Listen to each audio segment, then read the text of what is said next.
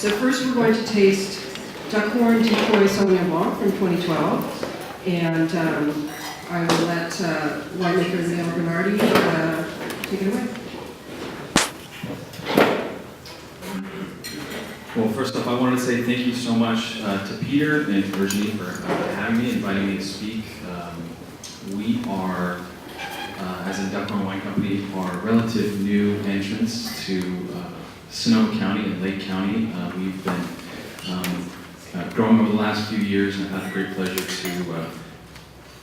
be a part of that growth and learn along with the rest of my staff about primarily Sonoma County, but in addition to that, Lake County.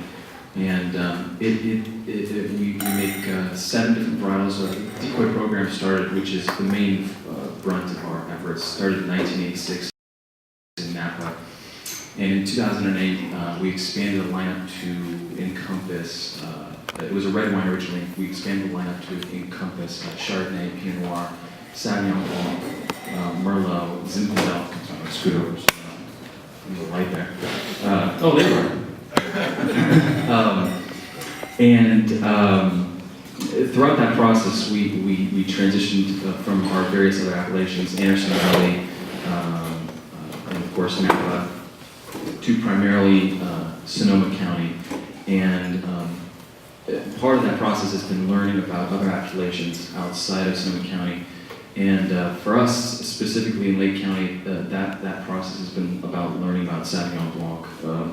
And it's been a really interesting study. We've been working with a couple of vineyards and are looking to expand our kind of footprint in Lake County purely from a quality standpoint. We find that the Sauvignon Blanc there across multiple soil types is really excellent and adds a lot to our overall kind of complexity of our wines and really forms to a certain extent the kind of quality backbone to the wine. So the wine you have in front of you on your left-hand side is the 2012 Sauvignon Blanc. We're appellated Sonoma County across the board, but I would have brought an isolated Lake County version. Unfortunately, it's all bottled in the marketplace, so wasn't able to do that. But this is composed of 85% Sonoma County Sauvignon Blanc and 15% Lake County wines, and that about 10% of that is the L&L vineyard. I'm very fortunate to work with that vineyard. We always comment about the Lake County wines in the context of the rest of the Sauvignon Blancs, and they stand as peers or above in terms of quality the great majority of our Sonoma County Sauvignon Blancs. What I like in particular about both the L&L vineyard, which is 10% of this blend, and the Rolling Knolls vineyard, which is about 5% of this blend, is they're extremely balanced, and they have a real complexity in terms of the profile of the wine. They've got great acidity. We picked these about 22.2 bricks for the L&L, about 22.3 for the Rolling Knolls, about 8 grams of acid. So perfect balance from our perspective there. I mean, that is exactly where we want to be in terms of acid to sugar. And I think the resulting wine, we did 100% stainless steel fermentation across the board. And from our perspective, great aromatic complexity, real grapefruit aromatics, kind of lime zest, with a slight herbaceousness, which we love, really kind of fill out the aromatic profile of the wines. But on top of that kind of crisp aromatic profile, a real warmth and depth to the mid-palate, which I think you don't often find together. And so it's been a real success story for us as a part of the blend, and we are looking forward to learning more about Lake County vineyards. And as a result, we're going to be expanding the vineyards that we work with going forward in 2013 and hopefully beyond. So I'm actually looking forward to tasting the rest of these wines too, to see kind of how to grow and where to expand and see what else Lake County has in store for us. You know, just for your reference, there's a picture of one of the vineyards right there. Excellent. Yes, there's L&L. Clay loam soils. Interesting, and I think just to give you a quick sniff through these wines, amazing the differential in terms of the aromatic profile and diversity of wines that we have in front of us. I think it's a pretty good indication of the amount of kind of pieces of a blend that one has to play with in Lake County. So, thank you. We're able to take questions kind of whenever they arise, so raise your hand if you have any. I'm curious, just because of this wine in particular, just what you're getting from Lake County fruit that maybe you weren't getting from Sonoma. You know, what are you looking for, or what are they giving you in this wine? For me, it's that balance. I mean, I think like Lake County, Sonoma County has obviously quite a bit of diversity, and so what I've seen, again, minimal experience, but I've really enjoyed the wines. What I've seen is that the Lake County SBs that we've encountered have been on their own fairly complete wines. They've had great mid palate, they've had great aromatic complexity, and we haven't always found that to be the case with some of our Sonoma County counterparts. So they'll have incredible aromatics, but they'll fall off in the mid palate, or they'll have great mid palate, great tropical notes, but you know they're not as complete. So I think at least with the examples that we've worked with in Lake County, we've been really impressed with them as kind of standalones, which is always great at the blending table. They're always the ones that kind of jump out at you. You know, there's a picture here of Vigilance, which is, I believe, also Rolling Knolls, different name, but Yeah. can you comment the difference, that's volcanic red salt, and the differences in characters between those two sites? Well, it's interesting. So we worked with L&L 1 year, 2012, and we worked with Rolling Mills 11 and 12. So again, we're still learning about the differential. It's hard to say because of the variation in the year. What is soil? What's climate?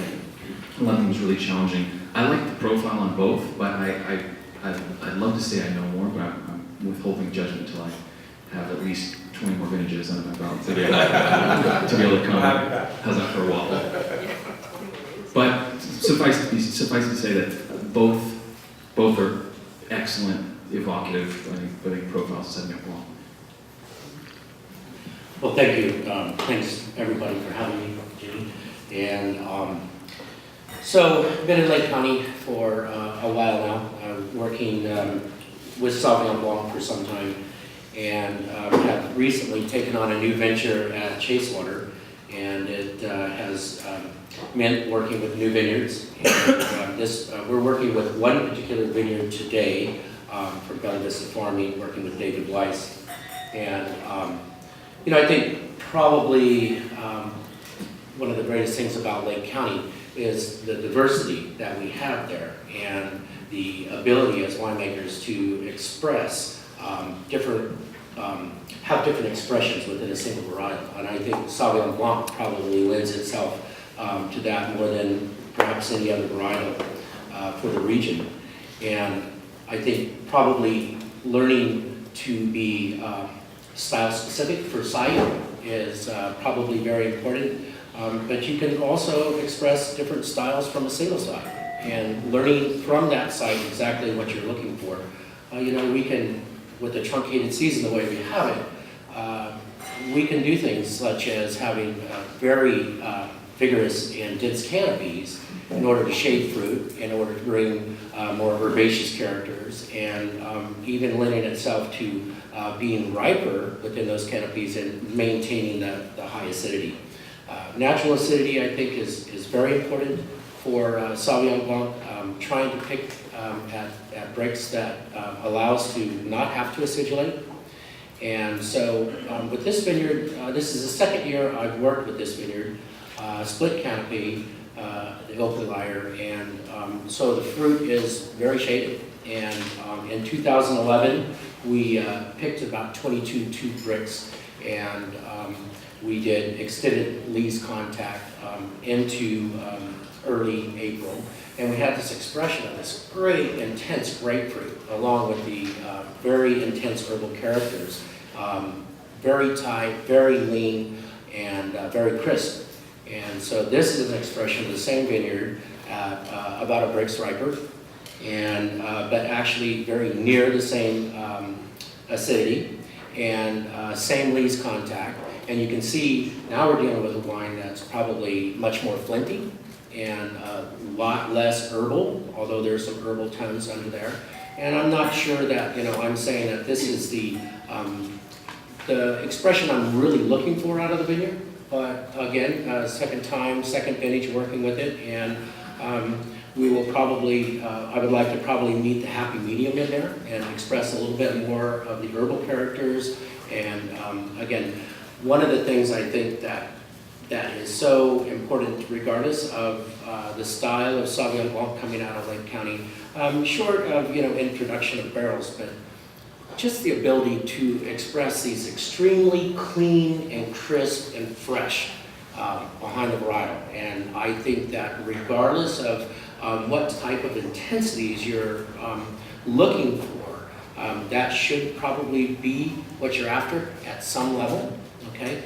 And again, with the ability to either have exposed fruit and bring in more riper and melon characters and perhaps a little softer approach to the wine, or to have this very lean and herbal character. Those are at your fingertips. And we also can see this in a varying amount of soils, okay? So we can be in different soil types, whether we're up at the rolling knolls or whether we're down on the valley floor. So this is valley floor, pretty aggressive soils, but very well drained, okay?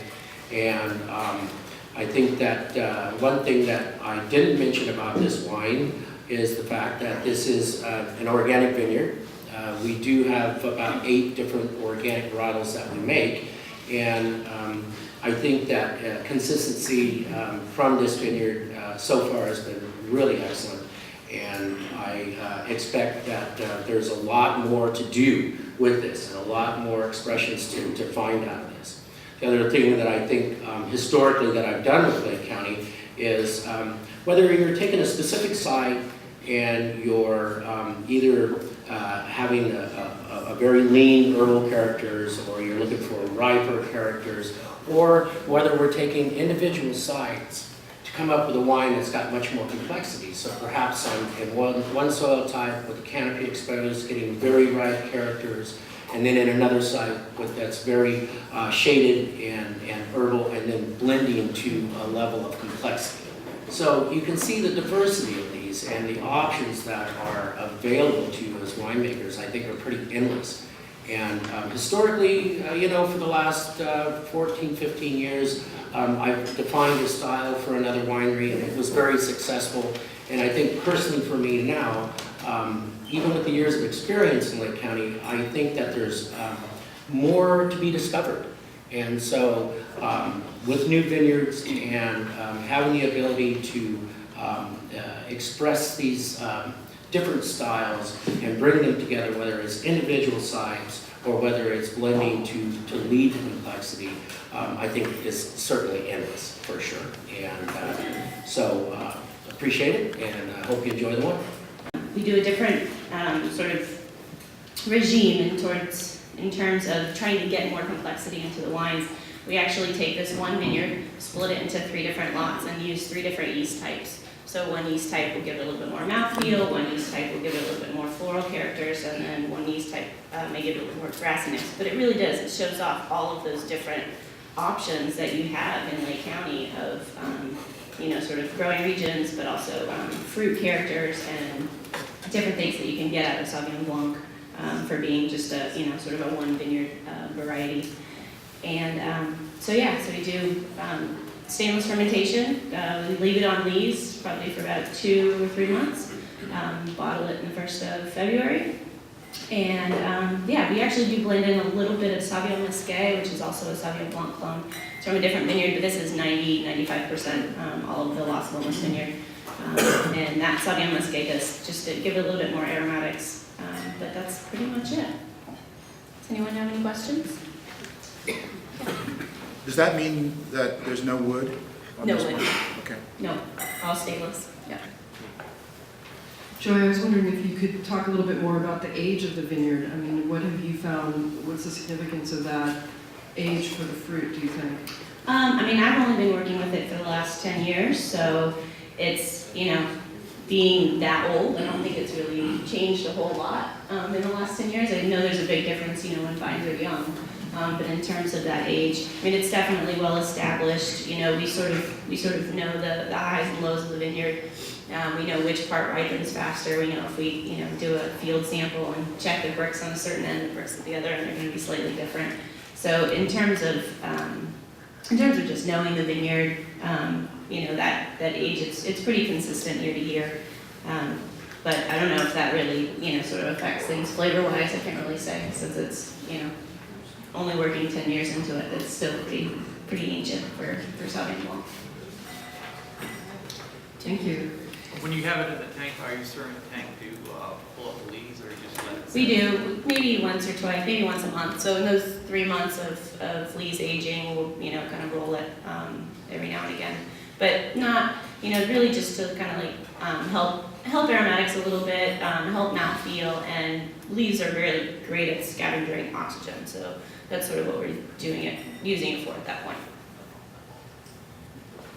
Anyone else? Good. Okay. Well, enjoy the wines. Thank you. Thank you. We will move on to the fourth wine from Ryan Zakaltis, and it is also Lake County Sauvignon Blanc from 2012. Thank you. Thanks again. I really appreciate you having me down, and it's fun to, you know, kind of get in a new circle of winemakers and growers. And, you know, I'm mostly a Sonoma guy, so it's cool to get into Lake County. I sort of stumbled upon the Springer Vineyard in Lake County. In 2009, I was asked on a certain project to put together a white blend, and so I started searching out, you know, bulk wine samples from wherever just to make an interesting white. And I stumbled upon some samples that were made from the Springer Vineyard, which we're tasting today, and I was pretty blown away. The wine was, you know, had the tropical flavors. You know, it was a little bigger, plusher than what I would go for, but it still retained really amazing acidity. So I just kind of fell in love with that wine, and so I searched out the grower, the owners of the vineyard, and got into a contract where I started buying Sauvignon Blanc. I mostly a Pinot and Chard guy, but Sauvignon Blanc's kind of another obsession of mine, and so, you know, I just got into the vineyard and started making the wine properly in 2010, and just having a blast, really experimenting with the different things, picking different ripeness, different sort of barrel aging, stainless aging, lees contact, skin contact, and whatnot. So I think finally in 2012, with a really nice even keel growing season and kind of figuring things out, we came to, I think, what I think is kind of my best version of this. So this wine, 2012, is about 70% stainless and 30% barrel fermented, quick aged for about 4 months and bottled in February. What I really love about this vineyard is we can sample, and we can, like every other day, it tastes good when we go up and sample, and we can grab it right before it gets too tropical, but just shows a little bit of that tropical flavor, which I love. You know, when I'm on the road selling this wine, I like to say it's like a perfect crossroads between, you know, Sancerre, New Zealand, and California. It's got the fruit of New Zealand, the acidity of Sancerre, and then, or the fruit of California, some of that grassy tropical of New Zealand, and then the acidity of Old World. So I love it up here. I'm interested in finding more vineyards of Sauvignon Blanc to work with too. It's really fun up here. So, anyone have any questions on the wine? Is there any Semillon in this, or is it, what am I, it smells like there's something.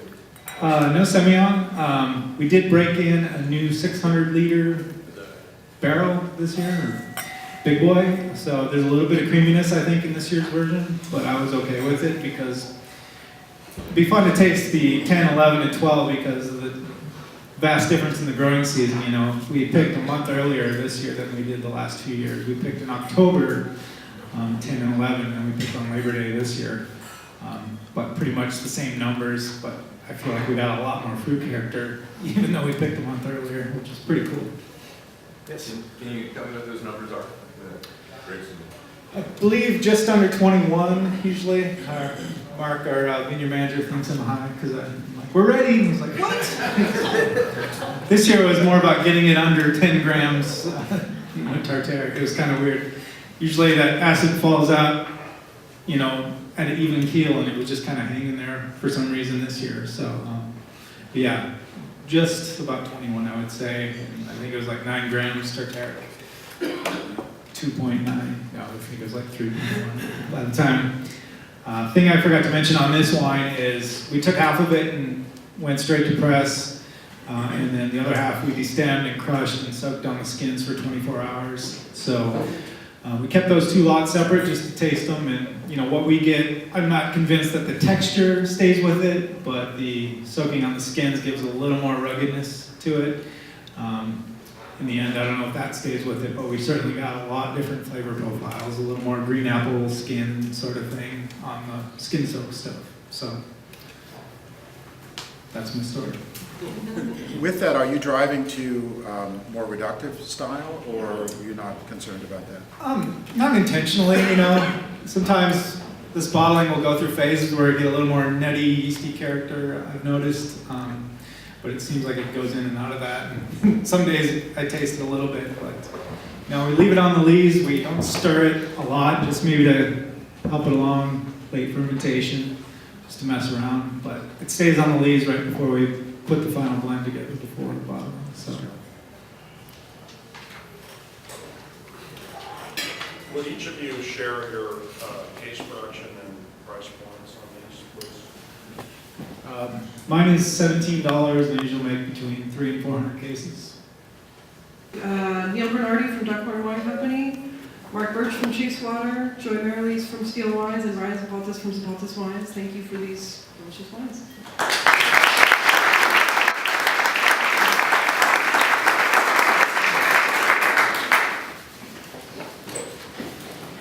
Did you want to, when you're finished with the whites, please dump them so we can set up for the next tasting? Are we have a quick break here? Yeah, we have a quick break.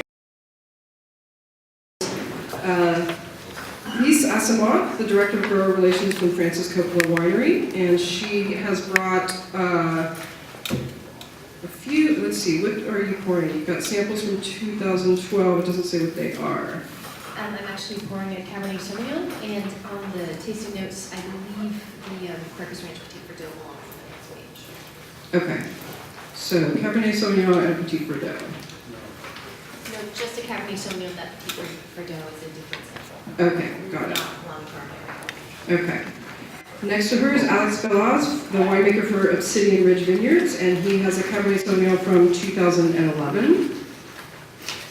Over on this table, we have Kristen Belair, the winemaker for Honig, with a Cabernet Sauvignon also from 2011. And then here from, representing the Aliénor Grand Vin from 2009 is grower David Weiss, who is substituted for Denis Malbec, who could not be here. And lastly, we have Hélène Mingot, the winemaker for Durand Court, California, with a Cabernet Sauvignon from 2009. Okay, and we will let Sam start. Is this on? Perfect. So I brought a barrel sample of some idiosyncratic wine that we make. Or I didn't make this. Mark Harold made this. He's a client of mine. And so I wanted to bring something that was going to be different than Cab, and so thus we have Tempranillo. Madder Lake Vineyards on the east side of Clear Lake. It's right above the city of Clear Lake in what's basically the far east side of that caldera. That's the other side would be Canocti. So if you get there we go. There's my vineyard. Madder Lake's pretty extreme. You can see it's the relief is several hundred feet from top to bottom. We've got Tempranillo, Syrah, Grenache, Petit Syrah, Grenache Blanc, a number of other things that do very well in Lake County. When I bought the land, I didn't know. I mean, I really took a flyer here. I thought, based on what I knew of the climate, and what I knew of the soils, which at the time was not a lot, these things would work well, and they have. We've got a very, very strong following for our fruit. About 2/3 of what I grow goes into my program at Cameron Hughes, and the balance I sell to people like Mark Harold and other wineries like that. Tempranillo's become a really big deal for us. It's my single largest source of revenue on the ranch. And I get paid prices that are equivalent to Napa pricing for it. Because I've got a good group of people who know what we do from the farming perspective and also know the site and believe in it. And so this was picked in late October in 2 passes, basically at 26 bricks. The pH with Tempranillo is one of those things that's a little tricky. It tends to get very high when it's ripe. So this was acidified or acidulated at the basically at the crusher to bring it down from north of 4 to about 3.5. TA currently is about, I don't know, I think I have my numbers here so I don't have to remember.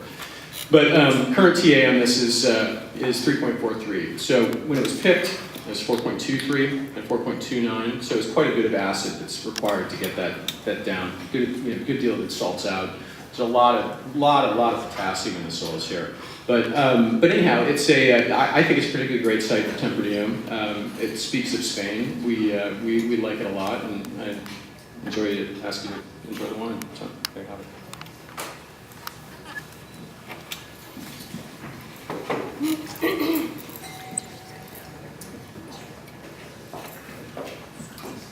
Ready? Oh yeah, for me. Are there any specific questions about the Tempranillo program at Cameron Hughes or anything from Matter Lake? Well, actually, it's not Cameron Hughes wine. It was misidentified. This is wine. It's Mark Harold Wines who makes it. It's base wine for his wine called Acha. And so the pricing on this, he makes about. I'll give you a little more information. He makes about 1,000 cases of Tempranillo based wine, all of it from my site. The wine sells for $40, and it's got some real traction. I mean, given it's not a it's not a 30,000 case program, but for an obscure variety making its name, it's doing pretty well. Okay. All right, Lisa, would you like to speak about your Texas work with wines? Well, thanks so much for having me here, Deborah and Peter. Really appreciate it. Our winery really appreciates it. I do apologize. This is truly a Cabernet Sauvignon. You'll see on your notes, there's Vineyard, Vigilance, Shannon Ranches, and the next Vineyard Snows Lake. That is what's in the sample for you, Cabernet Sauvignon sample. And then David will take over the third part of that with Quercus Ranch. You'll get to flip a little bit. The blend for the sample, which is, I believe, wine F for you to kind of orient you there, is about 55% Vigilance, which is farmed by Clay Shannon. I don't believe he's here today. And then about 45% Snows Lake, which was picked up by Gallo last year, and to embarrass him is Herb Rowland in the back. It's really for us. We've been with the Vigilance Vineyard, formerly known as Rolling Knolls, for about 8 vintages, and for the past 8 vintages, coming on 8 vintages now. And Snows Lake we've worked with. This would have been our 4th vintage with them. So a little bit of experience with them, certainly not over a decade. About these 2 sites, though, good things. I think you can actually, if you go to Vigilance, I think you can see Snows Lake in the background. Is that possible to do right now, or is that a no-go? On the screen?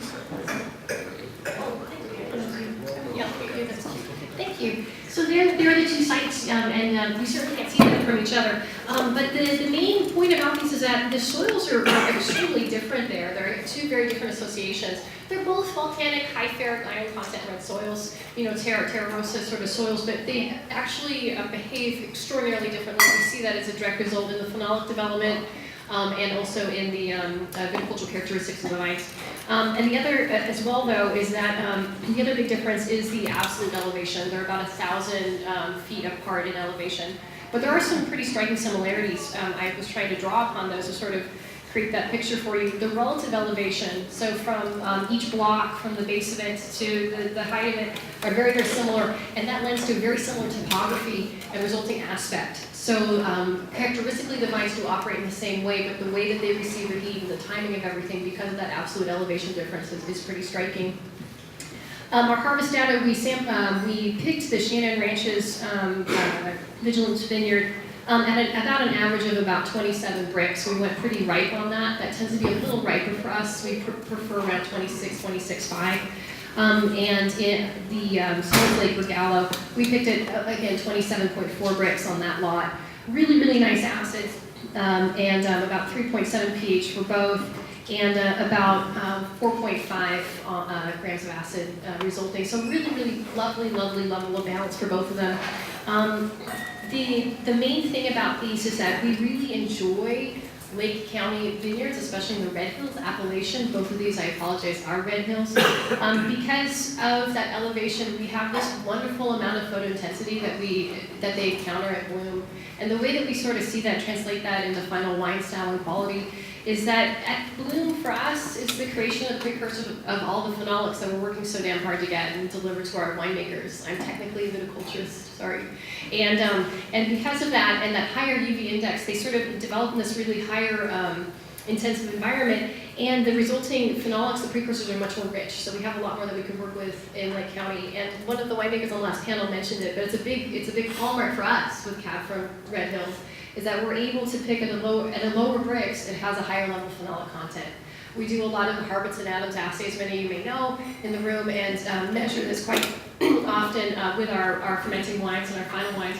And it's really striking that when we are at, let's say, 25 Brix on a Cabernet Sauvignon sample from Red Hills, we have, we could be achieving as much as 900 color and 900 tannin on our fermenting wine. So we know that we have that flexibility that should we want to go in 2012 and go a bit riper to have that richness in our wines, we have that play, and we'll know that we'll be, sort of hitting the gold mine with the phenolic richness. So definitely a Lake County hallmark for us.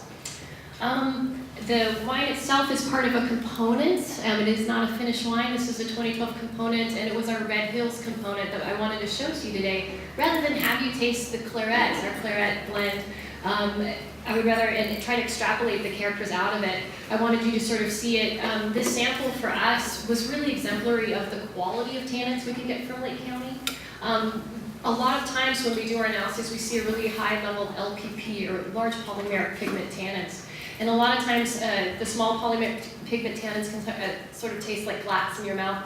Whereas Lake County tannins, despite the fact that it does have an abbreviated growing season, tends to have these really rich, long, beautiful, long polymeric pigment tannins that are very, very nice. And so that's sort of the hallmark to it as well, with that sort of kind of like fresh crushed kind of blackberry, black cassis, or fresher black currant fruit quality that we like. And that really plays quite importantly into our larger blend of claret. Thank you so much, and enjoy the wine. All right, was there something that David was going to add about? So 2011 in Napa Valley was, needless to say, a challenging vintage. I learned a lot. And Lake County, Obsidian Ridge Vineyard is 12% of this blend. This wine was bottled 2 weeks ago, so please forgive a little bit of bottle shock.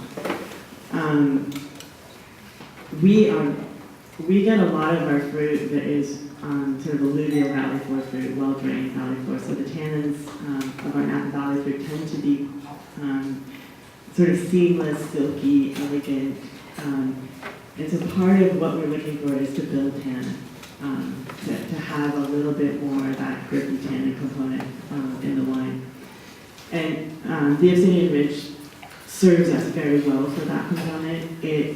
We get fruit from the upper part of the vineyard. And we just started analyzing tannins in 2012, so I can't give you any exact numbers on that. I'll be able to do that later, subsequent years.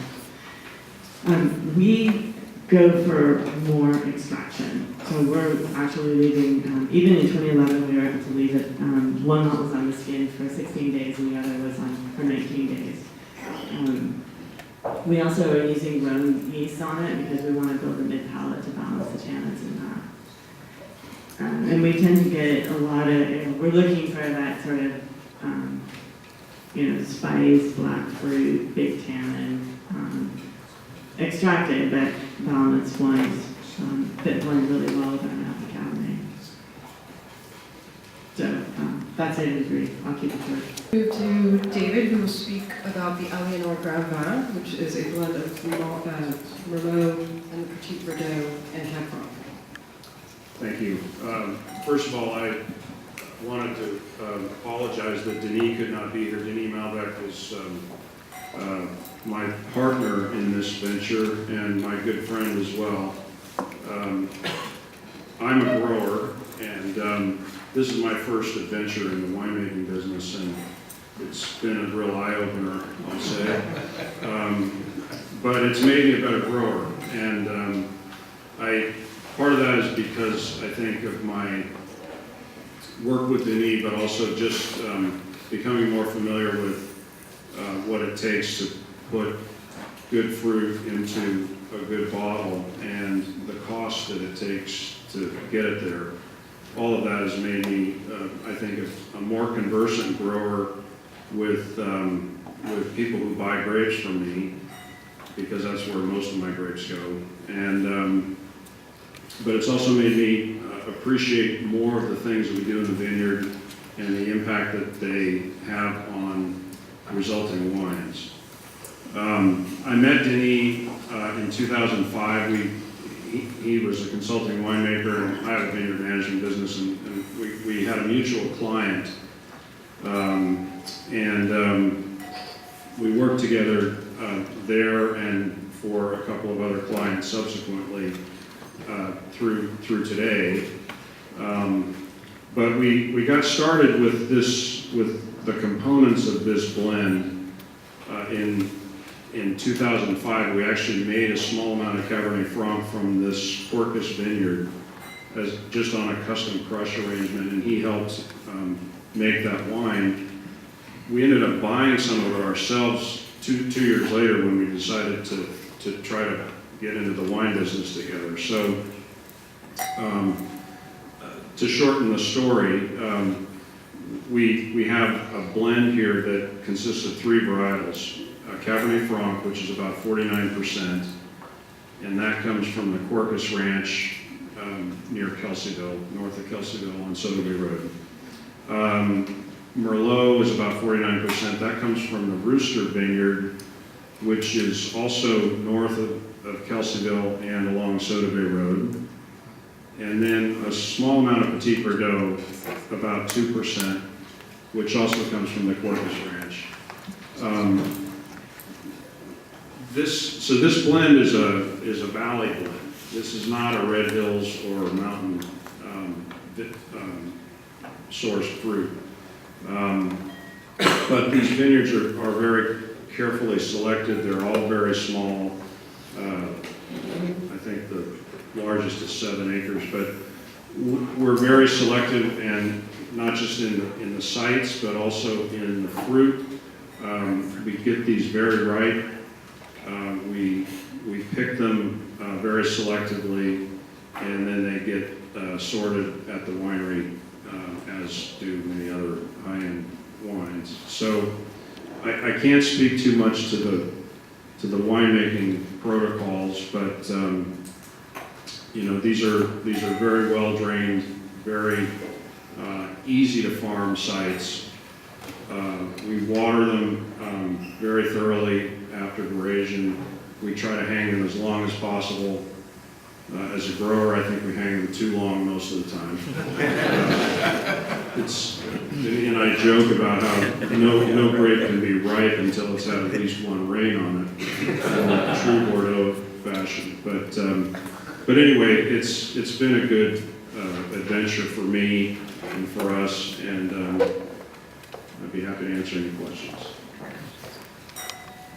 All right, now Alain will tell us a little bit more about wine J, a Cabernet Sauvignon from 2009.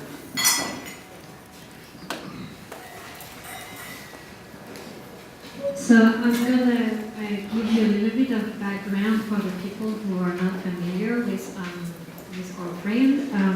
Stéphane de Renoncourt is a successful winemaker and winemaker consultant in Bordeaux, and more specifically Saint-Émilion. It's been for 20 years. He came to California in 2006 and decided to start his wine program, his wine portfolio, by exploring all the diversities of the terroir through California, through Napa Valley, from Corneros to Lake Cali. And when he went to Red Hills, In 2006, he fell instantly in love with the Red Hill vineyards of Andy Buchstauffer, and more specifically with the block that we've used to make this wine. So it's a Cabernet Sauvignon from the Red Hill vineyards. It's a 7-acre block that is whose soil is very gravelly. It's a lot of black obsidian and gravel.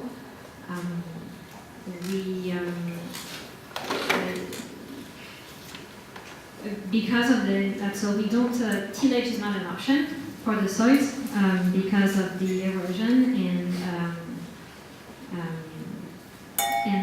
the hillsides. So we have a cover crop that is mowed. The vines is cordon trained, and we do a little bit of also lateral removal during the summer.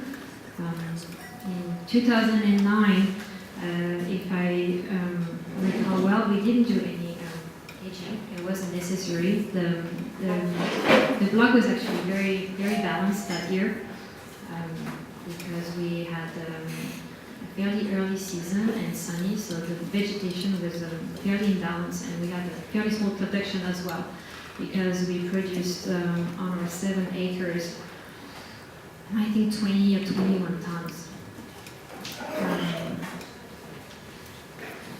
What else can I tell you? The grapes were harvested in October, around the second week of October. And we ferment in open tanks fermenter with punch down. I want to thank Peter and Deborah, who's taken on some, joining this group, and thank you guys so much for putting this event together, all the work you put into it. So.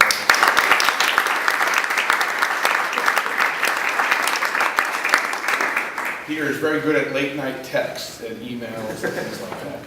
And I think also, Gallo has really taken a stand within Lake County with its purchase of the vineyard that they just recently purchased, and been such a gracious host here in terms of providing the setting. And it's kind of interesting as we go to lunch, we've got the nice sun that has arisen here. But I want to thank Gallo again for all their kindness and putting this on and cooperation. So a lot of work.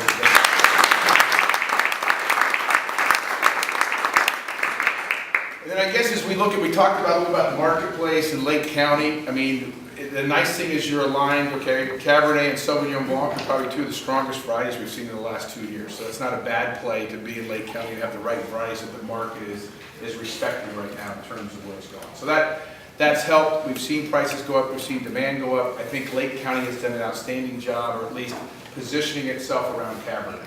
And you start to look at the other areas of the North Coast, they're one of the few, besides Napa and Sonoma, that really has some kind of ownership of varietal, a stamp on that.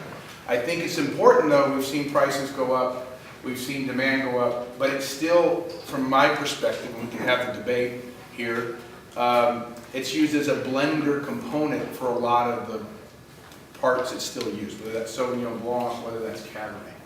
And I think as other prices have gone up, it's benefited, but I continue to believe long-term for Lake County to really fulfill some of the promise, we've got to continue to develop Lake County brands that can drive that perception with the consumer and knowledge about what it has to offer. Because one reason we can't take some of the Lake County brands is that wine's in some of the program. Not necessarily, Steele, you guys have done a great job for a long time. But I think as we go through, that really is what's going to resonate with that consumer in terms of how we talk to them. And that's the next step I think Lake County needs to take. It works well to be a 25% of a Napa County program or part of a Sonoma County program, but I think, or a North Coast program, and there's many of those, but I think that's where you still got to establish yourself long term. But I think the quality's there, the quality of the growers that are there now, and I think the sites. So it really is a very promising area as we go forward, but as with everything, there's more work to be done. But I really think as we go into this next segment of hopefully consumer enthusiasm about wine, having a little more money in their pocket, a little more experimental, that we're potentially going into another bright time in our history, is really an opportunity for Lake County to kind of grow into that space, I think, as we move forward. So what we're going to do, those are just a few comments I got to dole out, but we'd love to have you guys stay for lunch, so there'll be a nice little lunch served outside in the sun. You want to bring any of the wines you have with you to bring outside, please do that. And then I think we can continue the conversation. So feel free to pick up whoever's here and ask some questions about what's going on in Lake County.